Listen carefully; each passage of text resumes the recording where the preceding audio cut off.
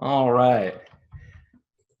So I just want to kick off by just saying that what I'm talking to you about today, I think is critical. I've been doing this now for 28 years, and the advice I'm going to give today for your own surveys, for the ways that you gather feedback from your people, your students, your customers, your clients, your members, is based on a lot of data. About 6 million data points I've collected over the years on more than 7,000 surveys. And so what I've done for a career is put together the right questions in the right way, test them on an organization, refine them, ask different questions, gather the data.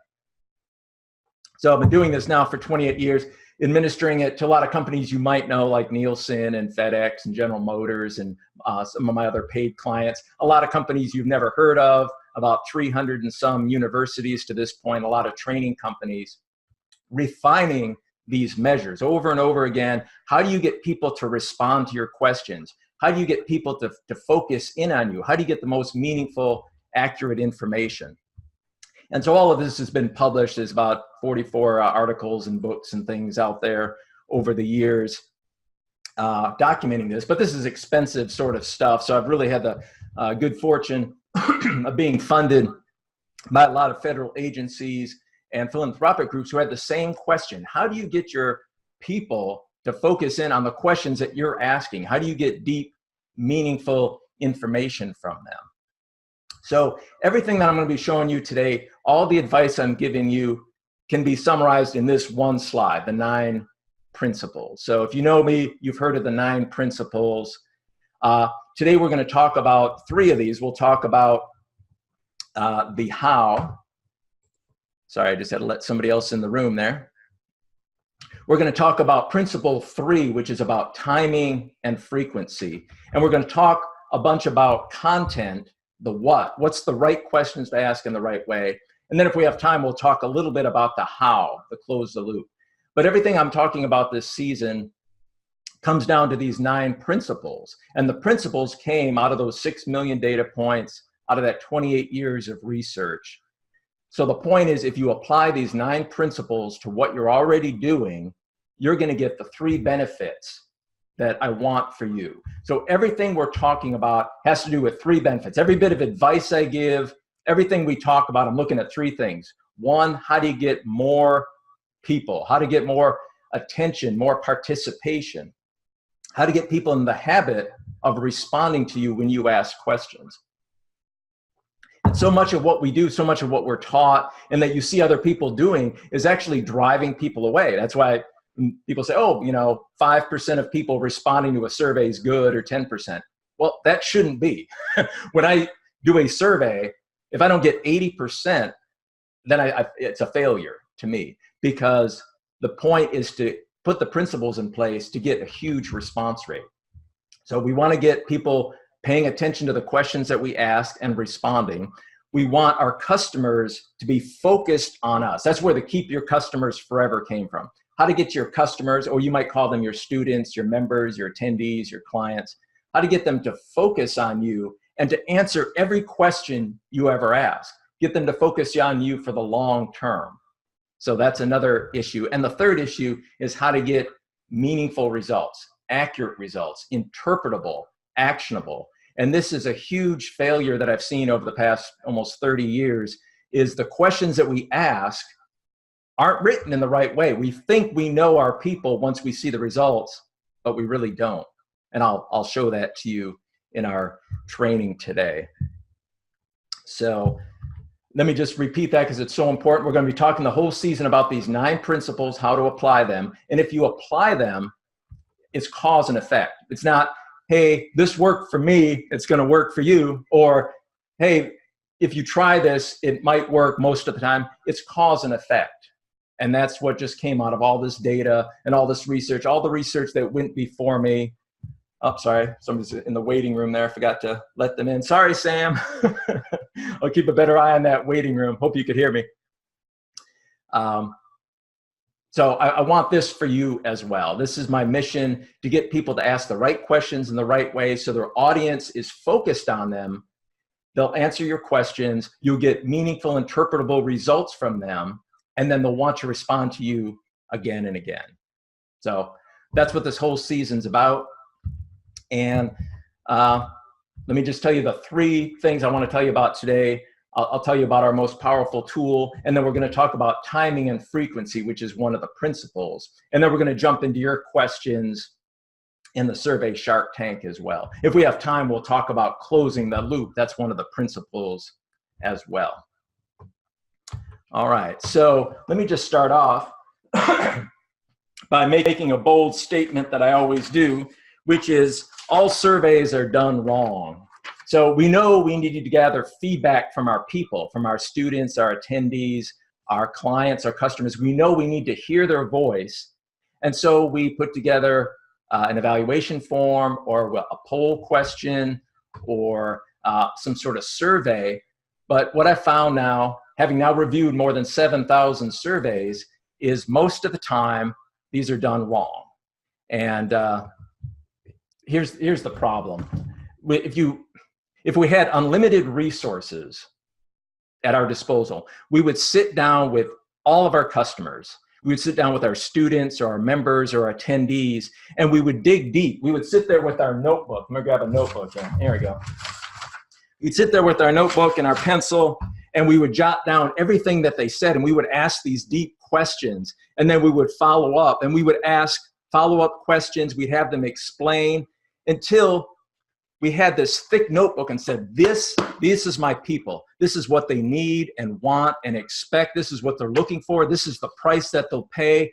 These are the skills that they want, because we've spoken to them directly and we've drilled way deep down. But we don't have unlimited resources, right? So instead of this, we hand them a survey. And we hope by them, of course, we don't use paper much anymore. We send them to a Survey Monkey or something, and we hope that their answers to this will give us this, and it just doesn't. And the reason it doesn't is we don't have unlimited resources. We send them a survey, but unfortunately, not everybody responds to a survey, right? If you get half of your people to fill out a survey, that would be incredible. Nobody does that. Most people only get about 1/4 of their people. Even that's a great response. But even if you can get 1/4 of your people to respond, how many are actually sharing deeply what they feel, what they need, what they want? A lot of people don't take their time, and they only give you half answers. And of those that do respond, those questions aren't quite structured, right? The response scales don't match the items. So you lose some information as you go. And maybe you didn't ask all the critical questions. And maybe you asked questions that they said, you know, the response I wanted to give you wasn't on the survey. And on it goes as we get less and less information from our people from the survey. And when it's all said and done, that's what we know about our people. We want this. And this is all we have. So then we send another survey. Maybe we do a poll. We want to know about pricing. And then we put something on Facebook. Hey, would you guys like to participate in this kind of training? And here, let me put this assessment together. And we put all these little bits of anecdotes. Oh, we got some testimonials. And you try to piece all this together. But this isn't your people. This is what you need. You need to know the deep information about your people. You need a lot of responses. You need deep information. You need to be able to interpret it. But it's just the way it's done. And this is a really quirky thing, but when I see this, it drives me crazy that people aren't asking the right questions in the right way. Because with a single survey, you can get that kind of information by asking the right questions in the right way at the right time, following up, closing the loop, all the principles that I'll be teaching you this season. When you do that, you get this kind of information about your people. You get the 80% response rates. You really know your folks deeply. So that's why I say mindset 1 is surveys really are our most powerful tool, even though it's a dirty word, right? I don't even know if I put the word survey in my invite, because as soon as you say survey, people are like, oh yeah, I know what a survey is. And I'm gonna suggest that you don't. Not the way that I think a survey should be done, as a deep, meaningful probe of your people. Now, of course, it varies on all your situations. Some of you here are training evaluators. Some of you here are college faculty. You're here for a lot of different reasons. I'm sorry, I left a couple of you in the waiting room as I went along there. Apologies for that. I should say that all of this is being recorded, and if you joined us late, or I was a couple of minutes late letting you in the room here, you'll get the replay, and I'll give you the transcription as well. Let me see if I can do a setting here to just let everybody, there we go. Hopefully that lets everybody in without waiting for me. So that's mindset one, that the survey really is our most powerful tool only if we use it correctly. And that's what this season is about asking the right questions in the right way. So feel free to use the chat to ask any questions. I'll hit those as we go along. Hey, thanks, Anita. I appreciate that. And we'll tackle, if there's a major question that you have, we'll tackle that when we get to the survey Shark Tank section as well. So let me, let's talk about timing and frequency. That's two other huge issues, mindsets. Timing, how it's always done, you know this, right? When do we ask questions of our people? When do people ask for our feedback, right? When the conference is over, when the class is over, when your vacation has ended, when your meal is over. When it's all over, they say, how was that? We call that the autopsy approach. You wait till the event is over to figure out what went wrong. And I'm telling you, that is not the time to ask your people, your students, your members, your clients, your customers. The timing is so important. You need to be in there while it still matters. Why would people fill out your survey? Why would they answer your question? Because it matters, and it does not matter at the end. And we know this from our college days, right? When did they ask for our feedback about the course? When the course was over. And students go, yeah, whatever, circle all fours and run out the door. Because they're never going to have this professor again. Why does it matter? So what's in it for me? You always have to be thinking about your people. Why would they answer your questions? Because it matters now for them. So that's what this season I'll be teaching you about, how to ask the right questions at the right time when it matters to your people, to ask them frequently when it matters. So we'll be doing lots of examples of that. And I'll show you examples of just my own studies that I did. I did one with the Department of Energy where we asked, this is in a training situation, we asked people who are doing solar training. We asked them 16 days in a row for their feedback. And guess what? On that 16th day, we still had 95% of them filling it out. Why? Because we used the principles. We asked them questions. This is kind of jumping ahead into the close the loop. I'm giving you a sneak peek. But when they answered it on day one, it was questions about day one. What could we do better for day two? What landed for you? What topic did you have any difficulty with? Then when they came back for day two, we shared that with them. We said, guess what? We thought this was review for you, but for a lot of you, this was new. So let's review that before we move on. And those students were like, wow, somebody heard my voice. Somebody made a change while it still mattered. And they modified and improved the training while it was still going on. So rarely done and so easy to do. But that's why people responded again and again and again, is the timing was right. We asked them the right questions when it mattered. And then we did the other half of the principle, frequency. We did it multiple times. So that's two things to keep in mind. Ask when it matters and ask multiple times. And when I share that advice, some companies say, well, we don't want to do that. We don't want to keep asking. We just want to do one survey. Because if we ask 3 surveys, they'll get survey fatigue. And I said, you get survey fatigue when you do it wrong. I get survey fatigue from Marriott when they send me a single survey. I've got survey fatigue from answering 3 questions on a survey because they weren't asked correctly. But I can get my people to fill out a survey 16 days in a row and not lose any of them because it matters. I proved to them that their voice was heard, what they said made a difference. I show them how they compare to others, and they respond again and again and again. And now they're in the habit. Anytime Doc Champagne asks you a question, you're going to answer because I'm sharing the results with you. I'm changing the training as we go. I'm changing the program. I'm demonstrating to you what I did differently. And it's just so rarely done. I mean, by a show of hands, has that ever happened to you that maybe it has now. I used to ask this question years ago and nobody would ever raise their hand, but have you ever filled out a survey that somebody sent you online? You filled it out and then somebody called you back and said, hey, Anita, hey, John, hey, David, thanks for your feedback. Because of what you said, we're going to make this change. It's really going to make a difference. But why not? They asked me from my time, they said, hey, Matt, you help us improve our products and services. So I took my time, my most valuable resource, and I gave it away. And nobody even calls me back. I get the automatic thank you. Thank you for filling out my survey. It'll help us improve our products. Who cares? That's not enough. That's what they did in 1997 when I started. And they still do the same thing today. It is not enough. That is the most valuable thing. You're taking away somebody's time. Just like right now, I am taking your time. You could be doing anything right now.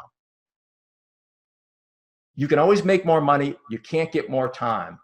I'm asking you to spend an hour of your time here. So I had better make it worth it. And that's my opinion when people ask me questions and gather feedback from me, is this had better be worth my time, but nobody ever demonstrates it. And that's the frustrating part. So I'm not saying you're not. And again, you're going to hear me rant a lot. And I should say right off the bat, I'm not ranting at any individual in here. I'm just ranting at the world. And you happen to be in my world at this moment. And thank you for that. But I'm just frustrated at the process of I want my voice to be heard. I have something important to tell a company. I could make them better if they'd ask me the right questions. And I think the same is true of you. Your company could be better, your organization could be better, your training could be better, your course could be better if you got that feedback, but you got it accurately and meaningful, and you ask deep questions. And those people out there want to help you. They want you to be better. They want you to stick around. They want you to be there forever. So we just have to ask the right questions in the right way and make it worth their time. So I think I'm a bit over here on my, let me check my agenda here. I think I ran over a couple of minutes. All right, well, we'll just jump into the survey. That's enough ranting for today. But this is what I do every week is I guess, a little tough love and a little insight into what to do. So for today, think about those things, asking questions while they matter. Now, of course, you could do it at the end. If you're doing an evaluation, of course, you'll ask some questions at the end. So we don't want to throw that out. But also, is there anything that you could ask in the middle while the course is ongoing? We do this for universities all the time, have for years. We call it a midterm evaluation. We ask them, how is this landing for you? Do you have any questions for your instructor? We do it in week 4. And we do this in live events.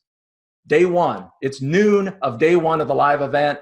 And we do it by phone now.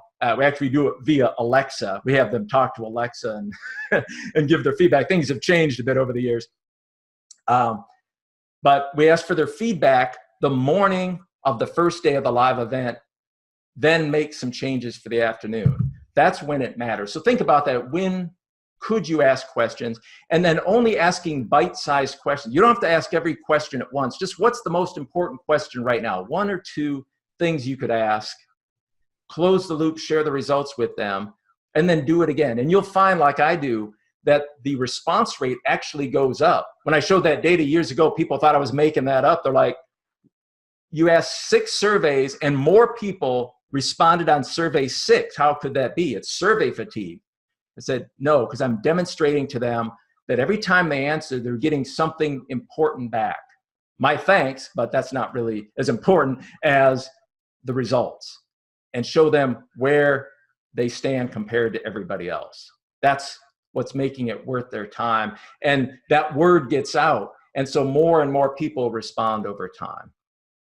So that's the things to think about this week with everything that you're doing. You all have a huge variety of ways of asking your students and clients and attendees formal assessments and polls and feedback, and through your email and posts on Facebook and surveys.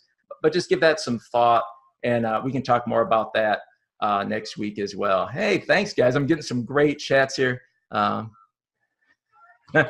That's funny, Mary. I'll bring that up here in the survey Shark Tank. What have you discovered? Okay. Thank you. The question was, oh, thank you so much. I really appreciate reading the survey playbook. Just so happen to have a copy right here. I never go far without it.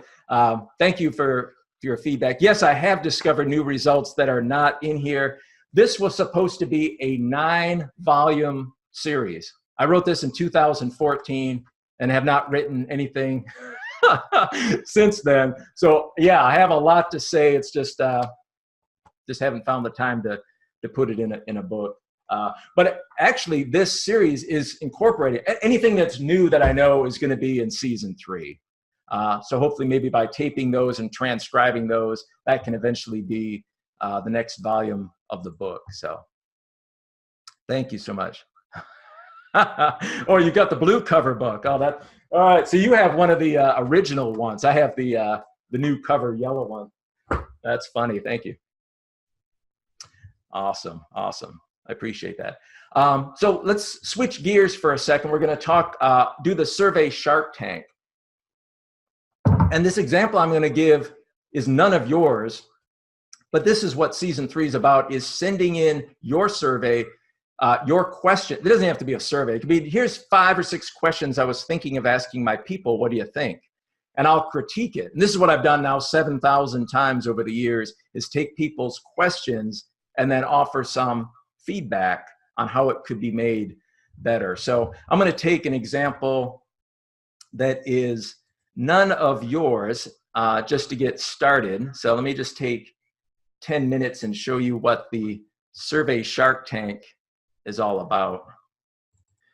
Hey friends, I hope you're enjoying the replay from episode 1 today. Our next episode is Wednesday, April 17th. And to join us, click this link below, www.the9principles.com. And when you do that, you'll be able to join us for the next 5 weeks, a 6-week total season, where you'll see everything that you saw today, plus some things we didn't do today.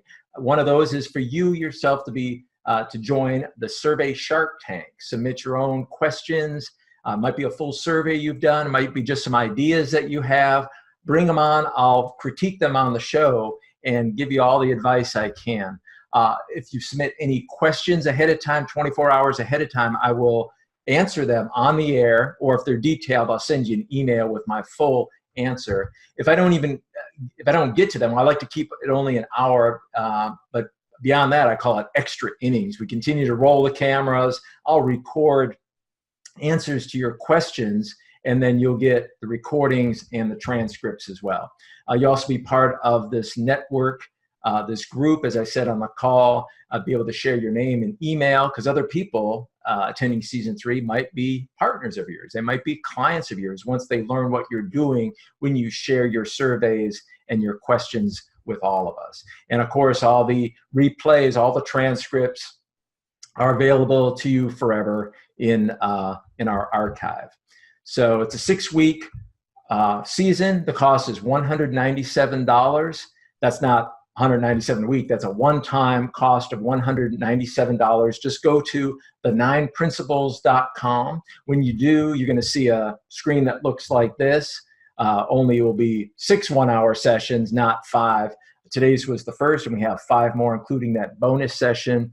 You won't pay $397 like this screen says. You'll pay only $197 for the whole season, the transcripts, review of your surveys, answer any questions that you have. Once you fill this all out, you'll see a confirmation page that looks like this, and you'll know you're in. So hope to see you next Wednesday, April 17th. Register here at the9principles.com.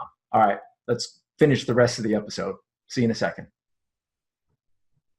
So this is how we do the survey Shark Tank. I invite you to send in your own questions about 48 hours before our next episode, and then I could pick yours, and we'll do this live as well. We will do one here. We're going to do one for David because he sent his survey in, so we'll do one kind of quick for him as well. All right, so the first question looks like a reasonable question because you see it all the time. Please select your age. I'm going to suggest that this question is incorrect, worded incorrectly. The reason is because we're taking good, quantifiable data and putting it into categories. So if you ask somebody who, a baseball player, what's your batting average? This comes from the book, the example. What's your batting average? They wouldn't say, well, my batting average is between 300 and 325. They would say, my batting average is 314. It's a number. If somebody asks you, how many scoops of ice cream do you want? You wouldn't say, well, I want between 1 and 3. You'd say, I want 2 scoops. It's a number. The question should say, how old are you? That's it. How old are you? Now, I know why they do it. They say, oh, people don't want to give their age. Well, then I have to ask, why are you asking the question? Because now it violates all 3 of my principles. Remember, my principle is we want high response rate. We want people to be loyal and engaged and want to fill out our next survey. And we want interpretable information. I'm going to say this violates all 3 because some people might get to this question and not want to answer it. Or they might say, why are you asking me this question about age? You know, those questions, do you have decision-making authority? How much money do you make? You're like, whoa, whoa, whoa. Why are you asking this? So we lose some people right here, and we don't want to do that. Plus, there's a huge gap here in these age groups.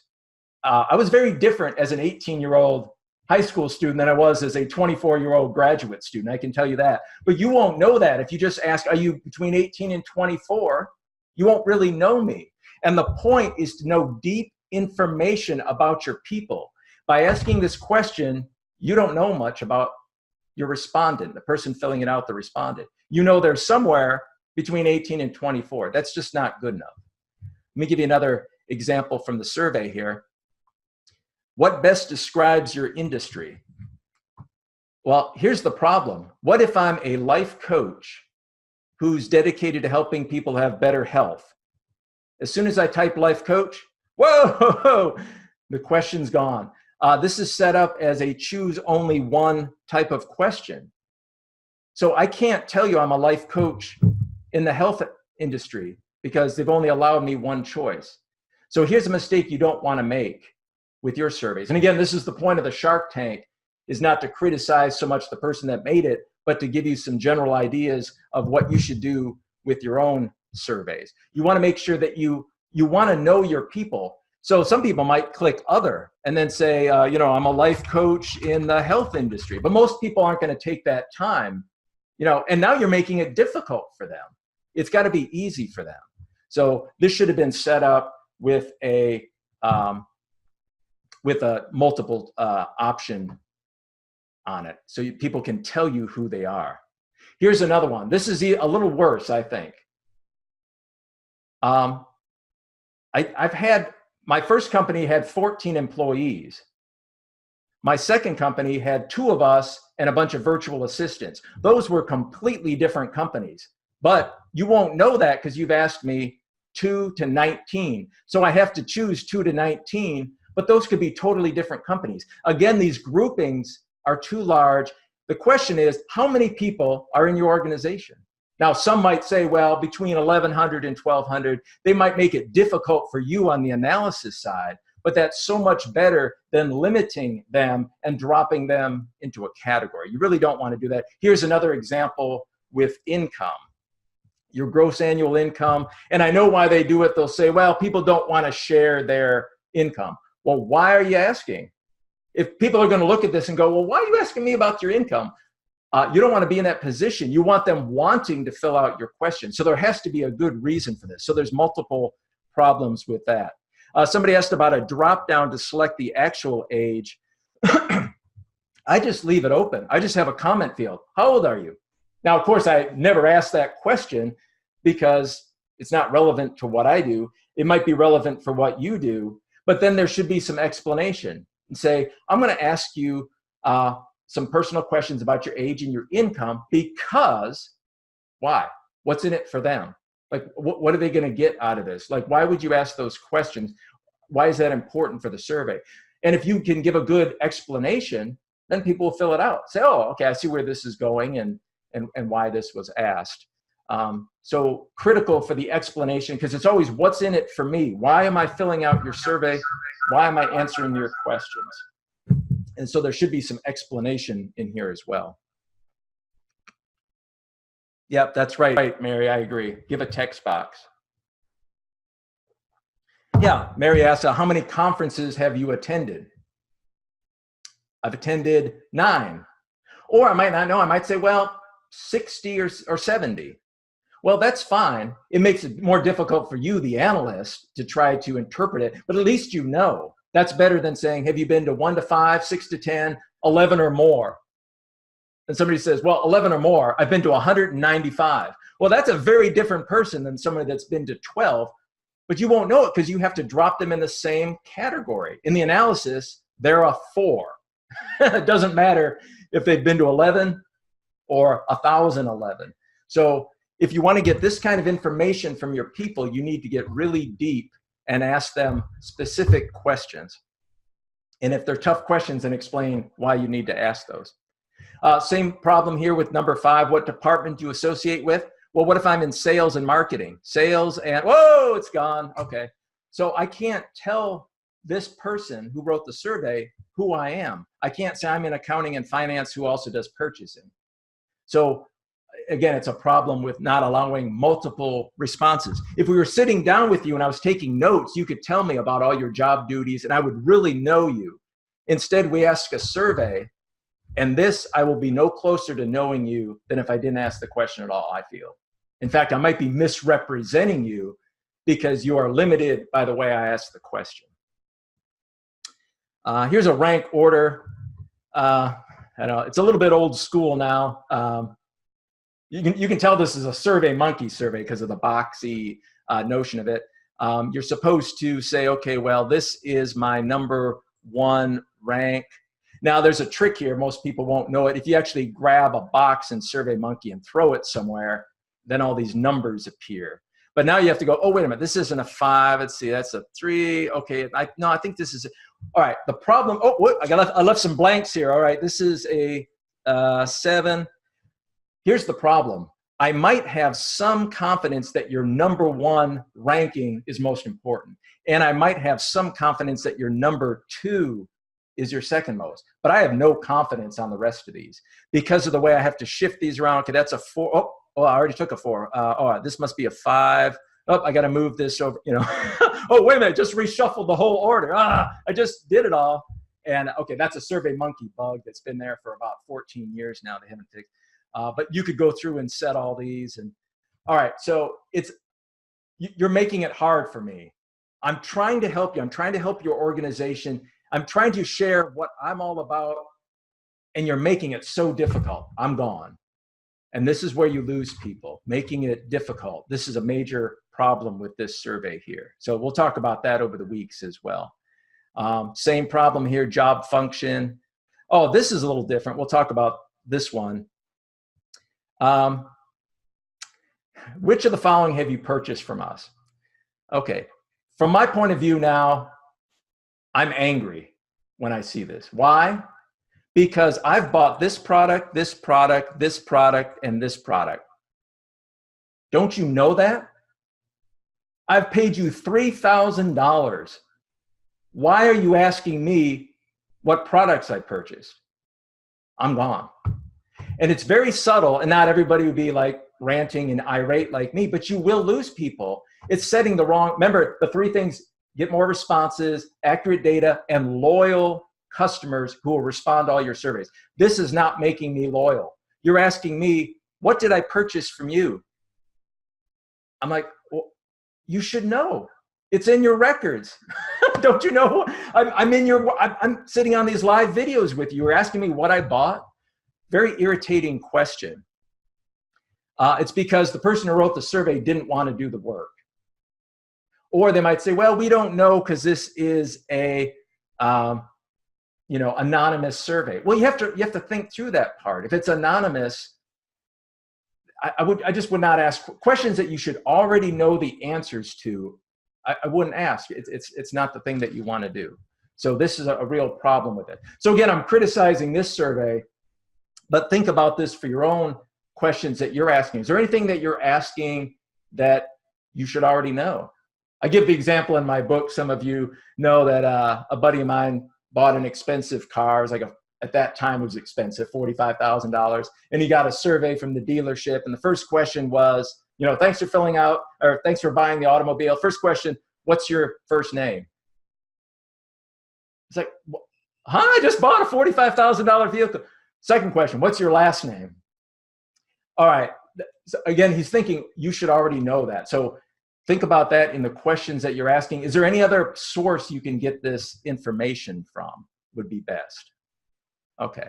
So I won't go through, oops, just revealed the name there. Got to do my disclaimer that the person who wrote the survey, is not associated with Keep Your Customers Forever. But that's what Survey Shark Tank is about. And I'm going to pull up a real survey here because David is on the call. David, are you sure you want to do this now that I just ripped that one? Okay. Let me stop this and let me pull up the survey that you sent. So this is how Survey Shark Tank works. And David sent this in, so you would also send in your survey as well. I'm only going to talk about 2 questions here, just in the time that we have, David, if that's okay. And I'm gonna unmute you for a moment, so you can just tell everyone, just give us 30 seconds worth, like, what's the purpose of this? Who gets this? And when do they get it? Can you go ahead and just tell us a couple of words about that, David? Okay, this is a really old one. I've had this, use the same tool now for 30 years. And all I did, it's just an assessment that they do themselves. Only takes a few minutes. I don't want them to overthink it. And that's basically it. They take it after they've done the Hero Tour, which is my workshop. It's a 2-day workshop. And they can do this, probably, they need to live with it a little bit. So I give them a week, something like that, and send this to them. And then they fill that out. And just to show them different areas that may have experienced a change. Okay, terrific. Thanks. I'm going to leave you unmuted in case I misrepresent something or what have you. But I'm just going to talk about maybe 2 questions on here. But in a real Shark Tank, we'd go through a lot. I think you've got about 50 questions on this survey. But let me just talk about this particular structure. So again, as I'm critical of something, it's not critical of David.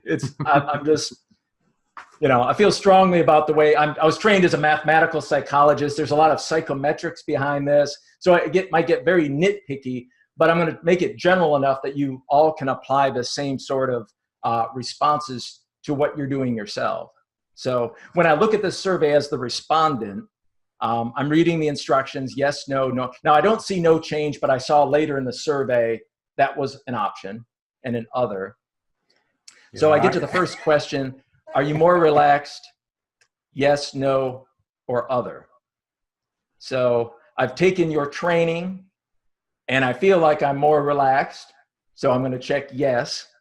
And then you ask, what degree of change you believe you may have achieved? Okay. So 2 things come to mind. Well, 3 things. First, I'm not sure what other would be. And yeah. I just have to comment. This is the first time I did a Google document form. Okay. And I didn't know what I was doing, and I put that in there. It was in there, and it disappeared. So I don't know. Should have been in there as a no change. Okay. All right. So we'll probably want to get rid of the other. Now, the other could be both. Like, are you more relaxed? Okay. Well, all right. First thing is I would rephrase this, because in the real world, as I will say, we don't. I'm looking at your chat comments here. We would typically ask, like, instead, I wouldn't say to you, hey, do you want to go to the movies? Yes or no? If yes, which movie do you want to see? I'd probably say, hey, what movie do you want to see? And if you didn't want to go to the movies, you'd say, well, I don't want to see a movie. So I've only asked you 1 question, but it got at 2 components. And that's what we want to do in our surveys. This makes more work for the respondent, and we want to make as little work as possible. We want them to flow smoothly. So it's been turned into 2 questions. First, a yes, no, and then to what degree. So we could combine this.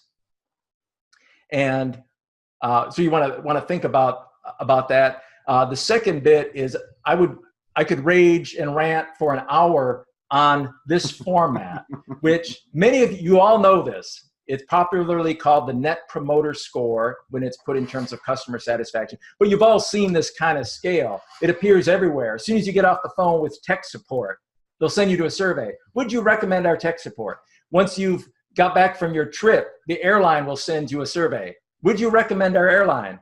And it's on a 0 to 10 scale. It's called the Net Promoter Score. It is ubiquitous, like an LG, because it's set up to be uninterpretable.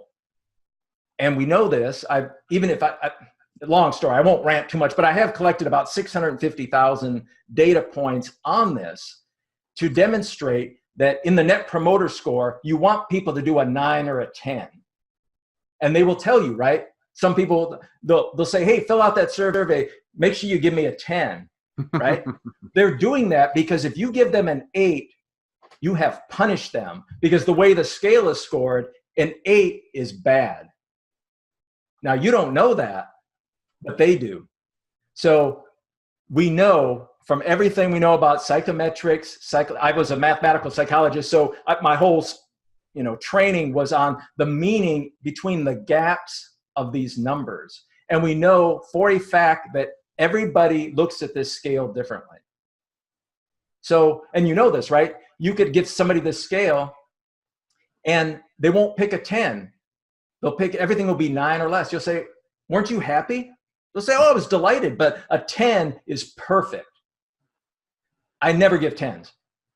And you're like, oh, I didn't think about that. Other people will never use the low end of the scale. Other people won't use the middle. Everybody looks at this scale differently. So a 1, 2, 3 through 10 are all interpreted differently. It'd be like me asking you, hey, how cold is it there, Anita? And she says, a 6. David, how cold is it? He says, a 3. And I go down the list. Hey, Dave. And he says, 7. How cold is it?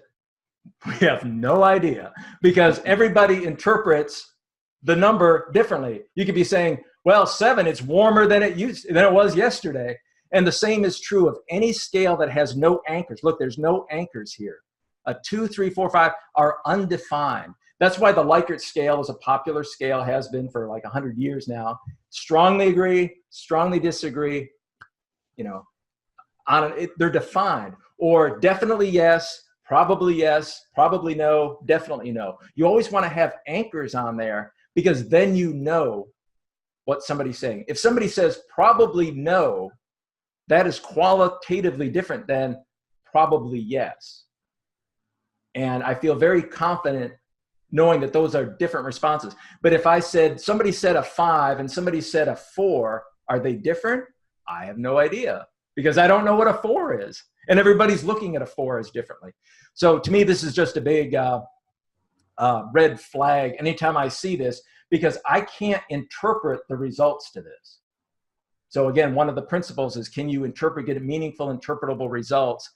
And I would say, I don't know, because I'm averaging a bunch of different ways that different people are responding to this differently.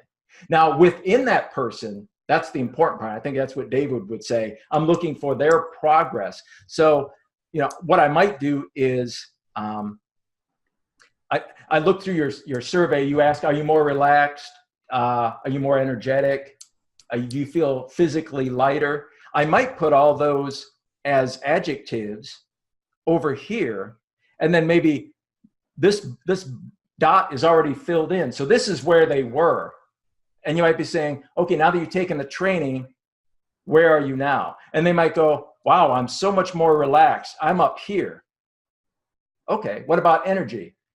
A little bit more energetic. I'm about here. Well, what about physical lightness? Well, not much. I probably haven't changed. Then I say, now I understand this person, because the further they are away from here, that's progress for them. So that's just off the top. We can talk later about what would be the precise way to set it up. But I feel more confident in those results if it's like this degree, and this high anchor here is like perfection. Like this is where I want to be. This is my ideal relaxation. this is my ideal energy that I want to have. I was here, and now after your training, I'm here. So I'm telling you, I still have a ways to go, but I'm much better. And if I put it here, I'm saying not noticeably different. So now you're like, okay, so now we get back to the book. Now I know you. Now I can understand your responses. But if you look at a 7 or an 8, I don't know. Like, I know it's pretty good, but I don't know if that's, have we met our goal? Maybe that's as high as they would have put. I don't know, because I don't know how they're looking at this scale. So that's my long-winded explanation to that. Let me just do one more. We got time for one more. This question here: do you feel mentally or physically lighter? All right. Is option 1 mentally, and option 2 is physically? Forgot to fill it in. There's supposed to be a thing in there. Okay. Yes, no, all the same. Yes, no, or other. Because there might be, not applicable. I don't want to answer it or whatever. Yeah. Now, of course, now we have a problem here, because what if I feel mentally lighter but not physically? So of course you want to break these up, I would say, because is that true? I could feel mentally lighter but not physically lighter? Yeah. And if that's the case, then I want 2 questions, for this example. So we want to make sure that there's no confounds here, that somebody wouldn't know what to pick because they might feel one way lighter, but not lighter mentally, for example. So there you go. So we'll talk more about that, David. We'll just call this the guppy tank for now instead of the shark tank, since you only got a little bit of the tank. But I really appreciate you sending that in. Thank you. Thank you. All right, let me get back to, I'm checking out your chats here. The learners, you have to know how you will put the data stakeholders. Oh yeah, that is so important. Yeah, Mary brings up a point there too. Well, there's a bunch of points here. One that Mary brought up is, reminds me of, is thinking of the end result at the beginning. What was that, Stephen Covey or something? Begin with the end in mind. Same point. What is the end? What's your analysis going to look like? What are your results going to look like? And then work backwards from that. And some of these problems will go away because now you look at it in a different light, go, oh, if they answered this way or that, I wouldn't be able to tell. And I want to know that in my, so start with the end and work backwards. So that's what Mary's point reminds me of. And there's a question about products. Could you ask which products and what you got? Oh yeah, absolutely, John. What products and what you got from the, yeah, absolutely, John. I would say yes to that. Yes, absolutely. Question 7, double-barreled. Yep, that's right. I see that in the chat. Yeah, so question 7, I would definitely call it double-barreled for that purpose. For those of you who don't know that, if you're asking essentially 2 questions in one, and this happens so often, and sometimes it's not obvious. Now this one is because it says or in it. So you see or, you're like, uh-oh, double-barreled.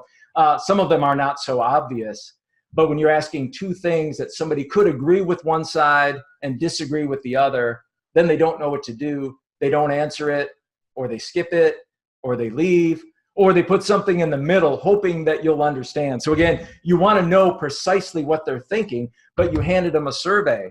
And so they're trying to express to you that I feel this, strongly disagree and strongly agree, and I put in the middle to express that. So don't make your people do so much work. That's a problem. So we want it to be nice and smooth and easy for those folks as well.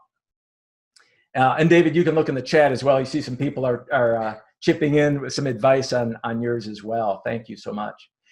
So hope you can continue to stay with us. We're at the top of the hour now, but I'm gonna just keep looking through these questions. If you have to go, feel free. We're gonna continue to tape, but I'm gonna go through, just keep typing more questions if you have in the Q&A.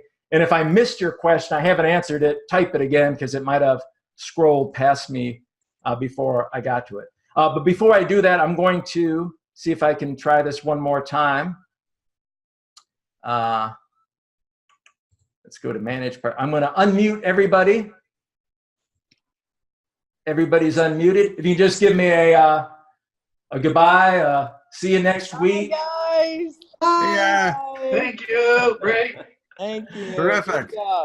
Thanks, guys. You?